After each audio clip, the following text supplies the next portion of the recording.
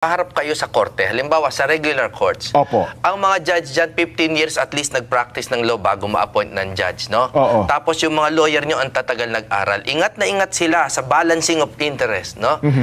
Pagdating po sa Kongreso, hindi ko po sinasabing bobo lahat yan. Wala akong ganong opinion.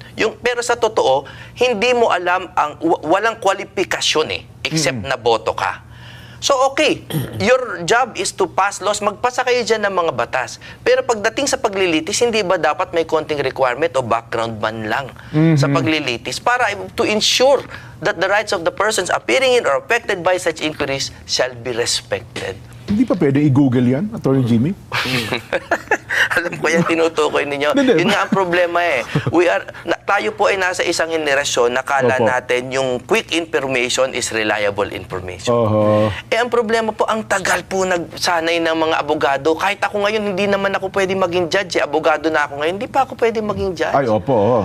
Pero pagdating sa, porke ikaw binoto, pwede na. Yun po, kawawa po talaga mga tao. Kahit kalaban ko yan sa politika, ayokong mangyari yan sa kahit kanino man.